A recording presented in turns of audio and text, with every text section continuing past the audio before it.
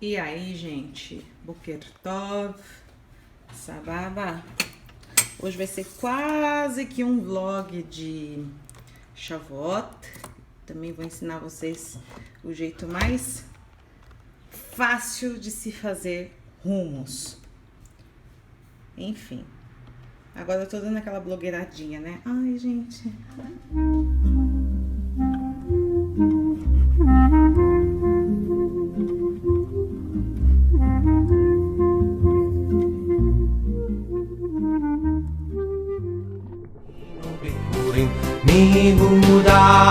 מיהודה ועד שומרון, מן העמק עד גליל.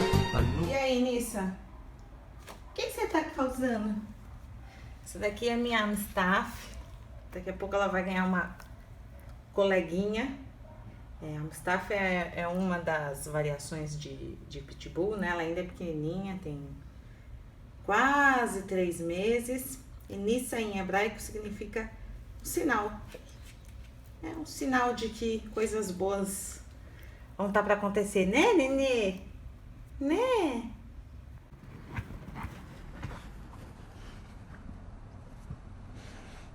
Nissa! Que feio, Nissa! Aprontando, né?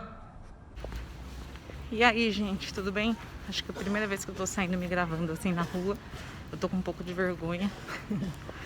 Mas eu vou lá mostrar pra vocês a pequena comprinha que a gente vai fazer, porque é só pra gente, pra nós três mesmo, enfim, pra comemorar esse Shavuot. Vamos lá. Primeira parada, então, é a da alegria de uma festa judaica, vinho nunca pode faltar. Eu queria ser uma de vida, de comemoração, e afinal é uma festa de colheita. Aí a segunda coisa que eu precisava pegar a tahine, inclusive faltou na minha receita, mas eu prefiro colocar por último quando eu vou fazer o hummus. E aí por último, com certeza, derivados de leite, né? Porque uma festa que fala sobre isso. Derivados de leite nessa festa tem o sentido de que para Torá nós seremos sempre bebês. Então, né? Alimento de neném, derivados de leite.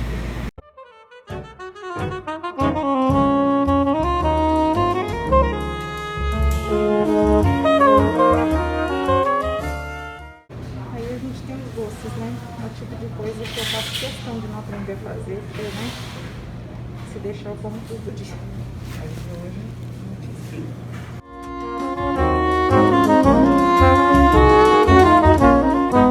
Bom, aí agora eu vou atrás de flor e vou atrás de fermento, porque tem um pão especial que se faz nessa festa.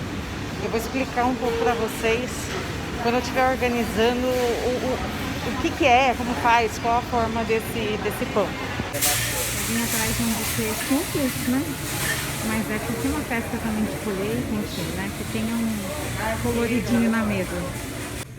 Esse daqui é pra quem me segue já no Insta. Eu já falei pra vocês sobre o selo BDK, o Beit Din Kasher. Esse aqui é BKA, que também é um Beit Din Kasher. Esse daqui garante tanto a qualidade do produto quanto que ele tenha passado por uma inspeção rabínica. Já estamos indo para casa.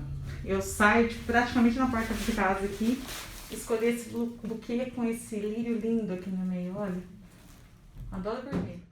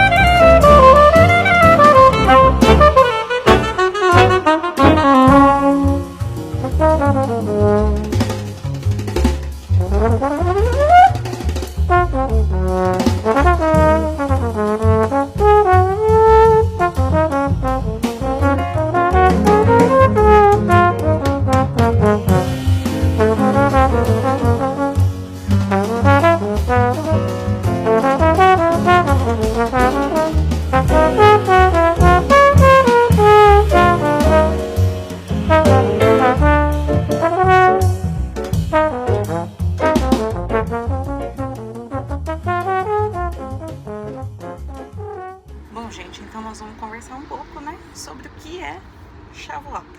Shavuot é uma das 3 festas da Torá, ou seja, são Hagim, festas que têm a mesma importância que o Shabat, por exemplo, né, porque são festas bíblicas que marcam as estações agrícolas e as oferendas que eram ligadas ao templo, né.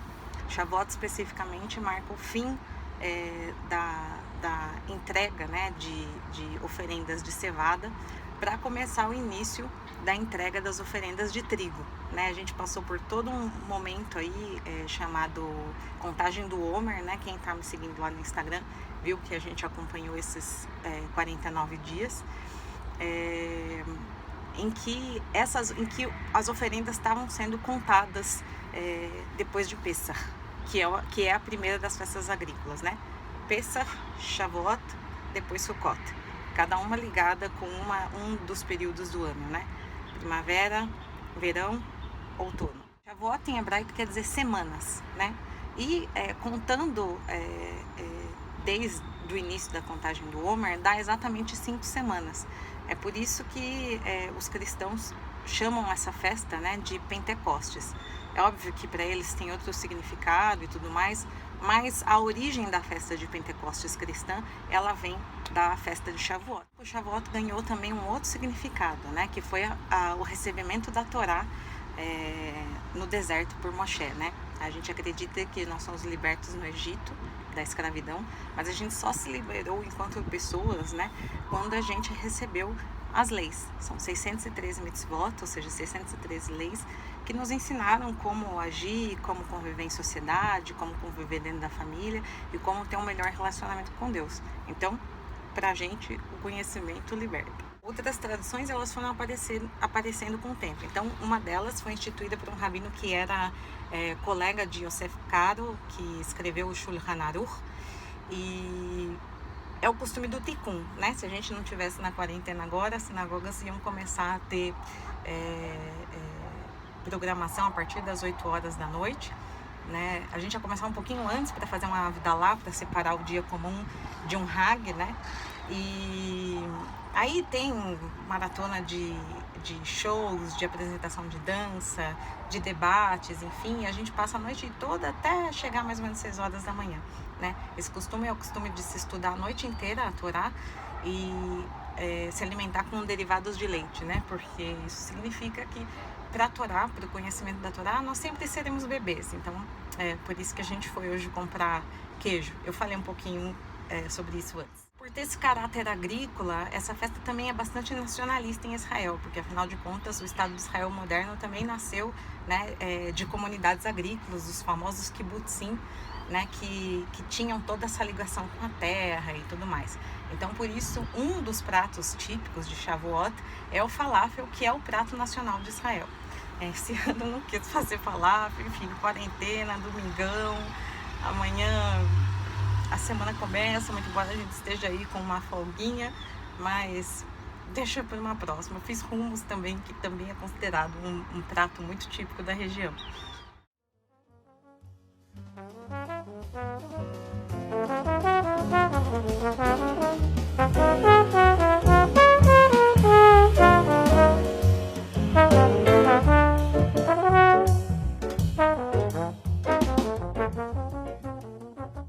Vocês a história também de um prato típico muito curioso chamado Pan de los Siete Cielos.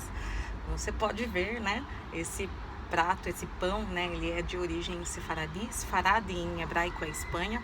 São judeus originados ali dos Balcãs, né? Eles viviam majoritariamente na Espanha e se espalharam depois das Inquisições, enfim, né? A gente tem bastante conteúdo na escola para falar sobre isso. Esse pão, ele é um pão que ele representa o Sinai.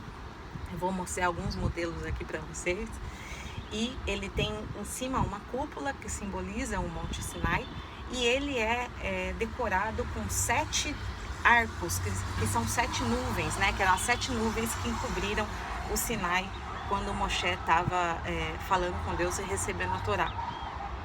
Essas 7 nuvens também representam as 7 esferas da alma, que a Kabbalah lida muito com isso. São 7 esferas da nossa alma que a gente precisa purificar para poder entrar em contato com Deus, e que muitos cabalistas acreditam que depois que a gente morre, a gente passa por um período de 11 meses, né?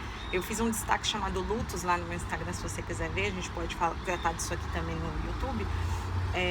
Em que esses 7 estágios da alma são tratados e purificados. Alguns desses pães também tem 12 mini montezinhos que simbolizam as 12 tribos de Israel, e tem alguns outros símbolos judaicos, como uma hamsa. A hamsa é um símbolo contra o mal olhado. É bem curioso que em Israel, quando alguém te conta alguma coisa que você não quer ouvir, as pessoas têm o costume de dizer hamsa, hamsa, hamsa. A versão israelense do bater na madeira aqui no Brasil. Tem também uma cobra, porque lembra, né, que o episódio, né, em que Moshe transformou o cajado dele em uma cobra, depois dos sacerdotes do faraó fazerem o mesmo, e essa cobra do sacerdote de Moshe comeu essas 2 outras cobrinhas. Tem um peixe que simboliza a fartura e que muitas vezes também é um prato muito típico em Rosh Hashanah, em Pesach, no próprio Shabbat, por conta desse significado. Tem as tábuas da lei também, elas são moldadas para serem colocadas ali, e aí vai depender de tradição para tradição, vai ter outros significados.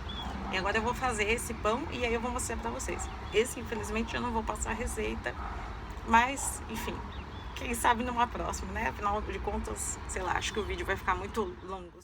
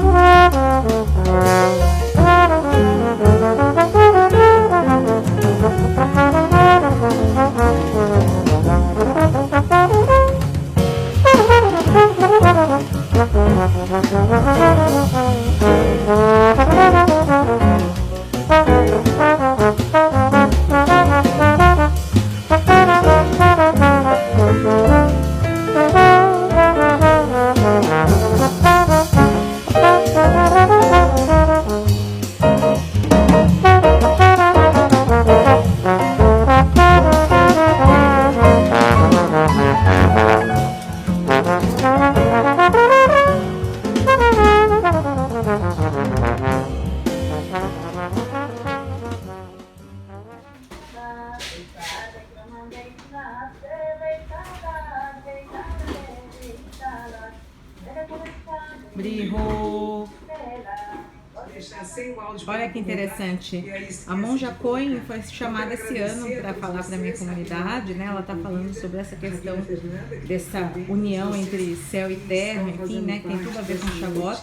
Muita gente me pergunta, inclusive no meu Instagram, né, se ela é judia por causa desse nome. Cohen, na verdade, é o nome próprio em japonês, Cohen Roshi. E o nome dela civil, né, o nome dela brasileiro é Cláudia Dias Batista, ou seja, não tem nada a ver com família Cohen, com o Cohen que é o sacerdote no judaísmo, né? Mas, enfim, a gente acredita nessa pluralidade aí de ideias e de troca e de, enfim, debates, e aí ela foi convidada para falar com a gente esse ano. Acho que a gente termina por aqui então, para eu poder dar atenção e tudo mais. Muito obrigada a todo mundo. Como sempre, peço, curtam, comentem, compartilhem e a gente se vê na próxima. Um beijão, até mais. Não esqueçam também de me seguir lá no YouTube, no Instagram, @pergunta pra morar. Um beijão, gente. Tchau, tchau. Hag Sameach.